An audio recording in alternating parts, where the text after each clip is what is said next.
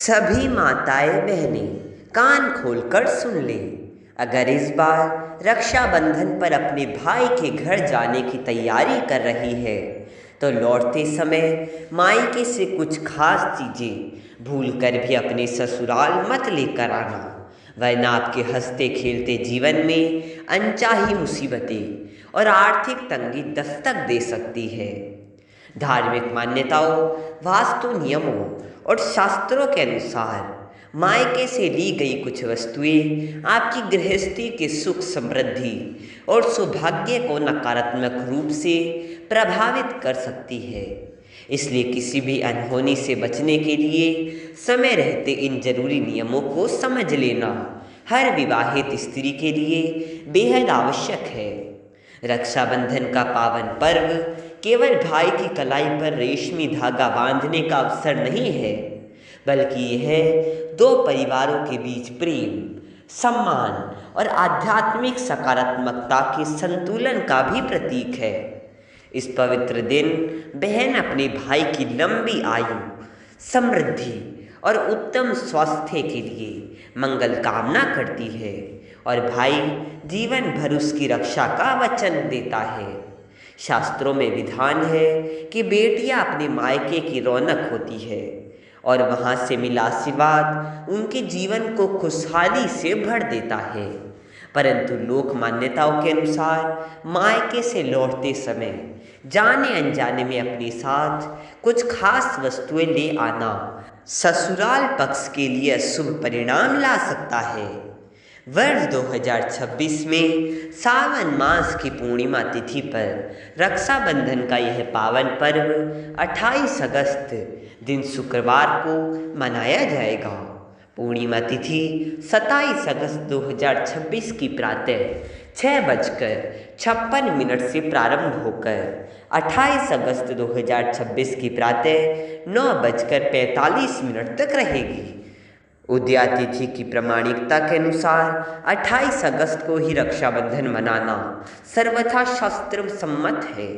इस वर्ष बहनों के लिए सबसे सुखद बात यह है कि 28 अगस्त को रक्षाबंधन के दिन भद्रा का कोई प्रभाव नहीं रहेगा, क्योंकि भद्रा 27 अगस्त को ही समाप्त हो जाएगी।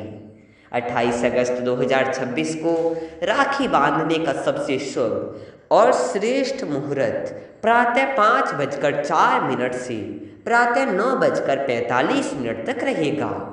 इस दौरान बहनें पूरे विधि विधान से अपने भाई को रक्षा सूत्र बांध सकती है। हालांकि बहनों को ध्यान रखना होगा कि 28 अगस्त को प्रातः 10:45 से दोपहर 12:20 तक राहु काल रहेगा। राहु काल के से 1 घंटे 35 मिनट के समय में राखी बांधने या कोई भी शुभ व मंगल कार्य करने से बचना चाहिए।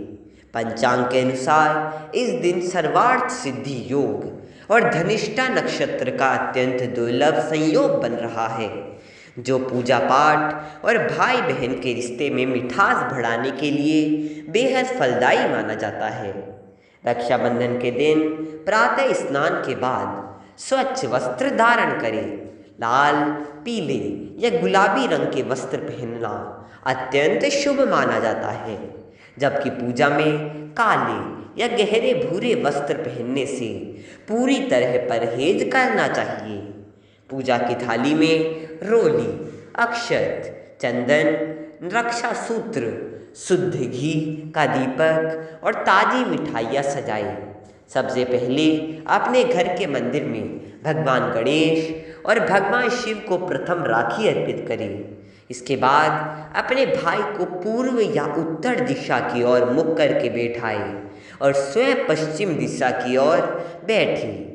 भाई के मस्तक पर तिलक लगाए, अक्षत छिड़के, आरती उतारे और उनकी दाहिनी कलाई पर प्रेम पूर्वक राखी बांधकर मिठाई खिलाए। भाई भी अपने बहन के चरणों का स्पर्श कर या आशीर्वाद देकर उससे अपनी सामर्थ्य अनुसार उपहार या दक्षिणा भेंट करे। ध्यान रखें कि उपहार में कभी भी नुकीली चीजें, धारदार सामान, जूते, चप्पल या गहरे काले वस्त्र बहन को न दें। रक्षाबंधन के दिन घर में सात्विक और शुद्ध भोजन ही बनाना चाहिए। इस दिन प्याज, लहसुन, मांस व मदिरा जैसे तामसिक पदार्थों का पूर्णतः त्याग करें। भोजन में खीर, पूरी, हलवा या सेवइयां बनाकर पहले भगवान को भोग लगाएं और भाई को भोजन कराने के पश्चात ही बहन को अपना उपवास खोलना चाहिए। अब बात करते हैं उन मुख्य चीज़ों की जिन्हें रक्षाबंधन पर मायके से अपने ससुराल बिल्कुल नहीं लाना चाहिए। पहली वस्तु है मायके का पुराना या आधा इस्तेमाल किया हुआ तेल और घी। मान्यताओं के अनुसार मायके से बचा हुआ तेल या घी लाने से ससुराल के गृह कलेश और आर्थिक तंगी में बढ़ोतरी होती है। दूसरी वस्तु है सुई और धागा।